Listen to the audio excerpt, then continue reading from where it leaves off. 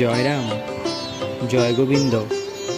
ঠাকুরের শ্রীপটের সাথে অন্যান্য দেবদেবীর শ্রীপট রাখা প্রসঙ্গে ঠাকুর যা বললেন, অতুলবাবু স্ত্রীর মনে মাঝে মাঝে একটি প্রশ্ন প্রকট হয়ে ওঠে।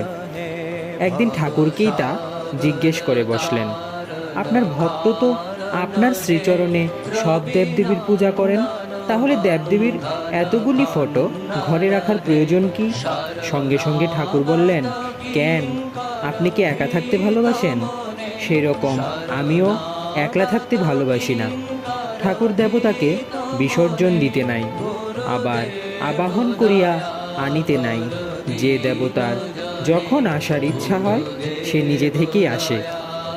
ঘরের কর্তাকে রেখে আর সবাইকে কি তাড়িয়ে দেওয়া যায়? গুরু হলেন কর্তা, দেবদেবী তাঁরই সহচর।